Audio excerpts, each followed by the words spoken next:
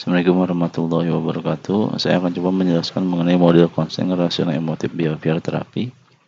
Jadi teori ini pertama kali dikembangkan oleh Ellis yang merupakan respon atas ketidaksesuaiannya dengan konseling psikoanalisis.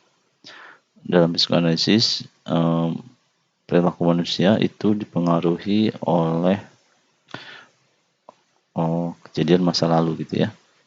Nah, awalnya tahun 1955 nama pendekatannya rasional terapi, kemudian tahun 1961 berubah menjadi rasional emotif terapi, dan tahun 1993 menjadi REBT, rasional emotif behavior terapi. Dalam pendekatan ini dipengaruhi oleh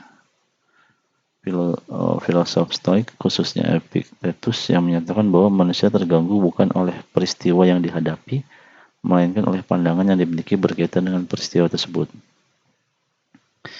Nah, dalam teori ini, apa sih pandangan manusianya? Pandangan manusia adalah makhluk yang memiliki potensi berpikir, rasional dan irasional. Kemudian, manusia adalah makhluk yang memiliki kecenderungan mengembangkan dan sekaligus menghambat diri. Ya, jadi ini konsep utama atau pandangan terhadap manusianya. Kemudian di sini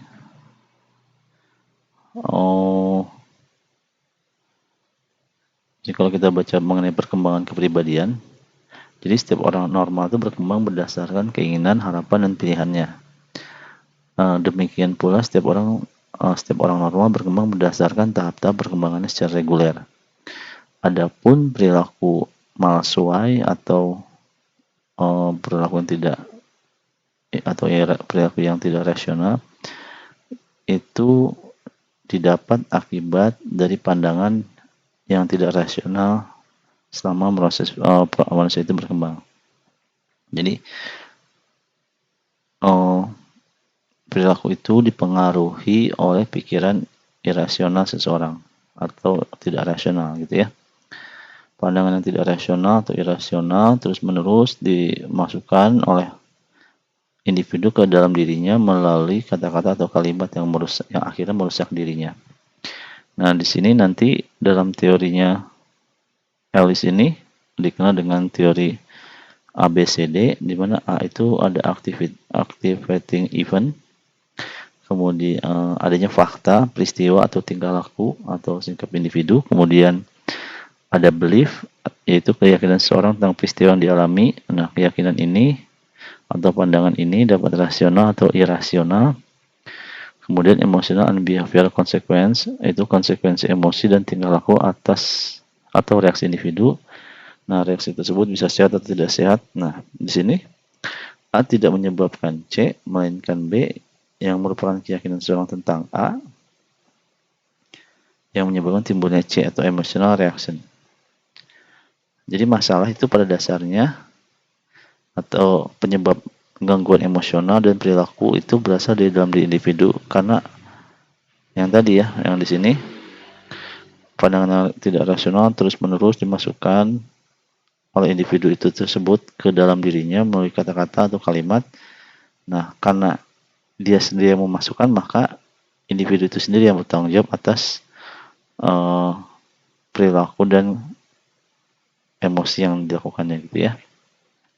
Oke. Contoh pandangan irasional. Orang harus selalu dicintai dan diterima oleh setiap orang di lingkungannya agar berharga. Jadi kita punya pikiran, punya keyakinan bahwa kalau kita mau dianggap berharga, maka kita harus selalu dicintai dan diterima oleh setiap orang. Harus selalu dicintai dan diterima oleh setiap orang itu sesuatu yang irasional. Kenapa? Karena dalam hidup ini kita merasa berharga, bukan berarti kita akan jadi berharga, bukan berarti ketika semua orang itu harus mencintai kita dan menghargai kita gitu ya. Tapi dalam setiap hal pasti ada orang yang suka dan tidak suka. Jadi sangat sulit untuk bilang bahwa saya itu berharga kalau semua orang mencintai dan menerima saya gitu. Oke, contoh yang lain. Orang harus memiliki kemampuan sempurna dalam segala hal agar berharga. Nah, ketika kita berpikir bahwa gue tuh berharga kalau gue sempurna dalam semua hal, itu irasional. Akhirnya kan dia melakukan banyak perilaku yang sebisa mungkin sangat perfect gitu ya, supaya dihargai oleh orang lain, karena dia punya pikiran bahwa gue tuh akan berharga kalau gue sempurna. Nah, itu pikiran irasional gitu ya. Atau misalnya terlepas dari hal ini, kalau saya cantik atau saya ganteng, maka semua orang harus suka sama saya. Nah, ini irasional. Kenapa? Karena cantik atau ganteng itu tidak menjadi indikator bahwa semua orang akan suka pada diri kita, karena ada bagian-bagian lain yang mungkin orang suka sama kita bukan karena cantiknya atau ganteng, tapi karena sikap baik kita gitu ya. Nah, ini pikiran irasional yang akhirnya mempengaruhi perilaku seseorang gitu. Kalau dalam secara umum, menurut ada 3 hal yang berdasar menyebabkan gangguan perilaku dan emosi tersebut menjadi 3 hal keyakinan irasional menurut FC. Saya orang baik kalau saya berkarya dengan baik dan kerja saya diterima oleh orang lain. Nah, ini irasional. Kalau misalnya saya nggak bekerja dengan baik dan kinerja saya tidak diterima orang lain, maka saya bukan orang baik. Nah, ini irasional. Nomor 2 ini irasional ya. Orang lain harus memperlakukan saya dengan adil dan baik sebagaimana yang saya kehendaki. Jika tidak, mereka tidak baik dan pantas untuk dikutuk atau dihukum. Misalnya, ini irasional jelas banget. Kalau saya baik sama semua orang, jadi seorang harus berperilaku baik, misalnya adil, hormat sama saya sesuai dengan kehendak saya. Kalau dia nggak baik, nggak adil sama saya, maka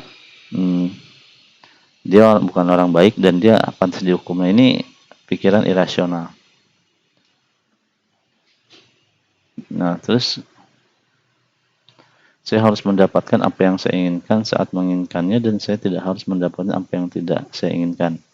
Jika saya tidak mendapatkan apa yang saya inginkan, maka hal tersebut mengerikan. Saya tidak tahan dan tidak baik karena tidak memenuhi apa yang saya harus saya punyai. Jadi kalau saya mau, gue harus dapat gitu, ibaratnya gitu. Kalau gue nggak mau, gue nggak harus dapat. Nah, ini kan irasional, ya. Jadi pikiran itu mempengaruhi bentuk perilaku kita.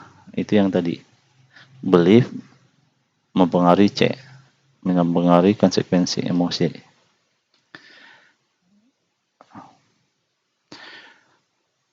Itu tadi ya contoh yang mungkin contoh lain misalnya, kalau saya pintar, maka saya harus tahu ranking 1. Nah, itu irasional. Memang secara umum, kalau kita dapat nilai bagus terus, kemungkinan secara akademik kita bisa juara 1. Tapi ada orang yang mendapatkan prestasi, tidak hanya prestasi secara akademik gitu ya, karena ada faktor lain, sikap, perilaku gitu ya. Nah, itu yang akhirnya mengakibatkan seorang itu juga selain akademiknya, tadi perilaku, sikapnya itu yang membuat dia menjadi orang yang bisa mendapatkan prestasi yang baik. Nah, ini tadi aktivitasnya, ini A, B, ini C gitu ya. Nah, jadi kalau dalam konseling RED itu apa sih yang harus kita lakukan? Poinnya adalah kita harus merubah pikiran irasional tadi menjadi rasional. Misalnya tadi, kalau saya cantik, saya ganteng, maka semua orang harus suka sama saya. Itu kan irasional. Bahwa faktanya dia ganteng, dia cantik ya. Tapi beliefnya dia bahwa semua orang harus suka sama saya, sehingga semua orang harus mau sama saya, itu irasional. Nah, sekarang kita harus merubah pikiran irasional dia menjadi rasional. Misalnya, tidak semua orang cantik dan ganteng itu harus disukai oleh semua orang, karena sekali lagi karena ada faktor lain selain cantik dan ganteng yang mengakibatkan orang suka sama kita. Nah, ini kita harus merubah pikiran irasional dia menjadi rasional, gitu ya. Itu poinnya. Jadi kalau di sini tugas konselor adalah menjelaskan bahwa konselor mengadopsi pikiran irasional. Nah, kita harus tahu pikiran irasional dia apa, gitu ya. Kemudian menyadarkan konselor bahwa ia memiliki gangguan emosi secara aktif dengan terus-menerus berpikir secara tidak logis dan tidak realistis. Kemudian menyadarkan klien bahwa ia bertanggung jawab terhadap gangguan emosi yang dialaminya. Setelah itu membantu konselor mengubah pikiran irasional mengganti pikiran menjadi rasional. Nah, ini yang tadi saya jelasin. Kemudian membantu konselor untuk mengembangkan falsafah hidup rasional sehingga pada masa depan dia dapat menghindari menjadi korban pikiran irasional. Ini poinnya gitu ya. Jadi bagaimana kita mendeteksi apa sih pikiran irasional dari klien kita, kemudian merubah pikiran irasional tadi menjadi rasional. Kalau dalam konteksnya PAUD misalnya, anak saya tuh berhasil dalam belajar di PAUD kalau bisa baca tulis hitung. Itu irasional. Kan orang tua selalu bilang bahwa anak yang pintar itu bisa baca tulis hitung.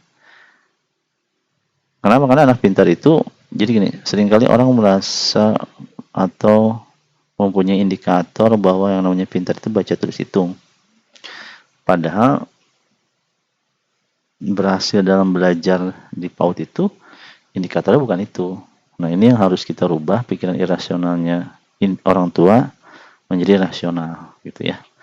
Mungkin ini saja yang bisa saya jelaskan sedikit mengenai REBT. Nanti bisa kita lanjutkan dengan diskusi. Oke, terima kasih.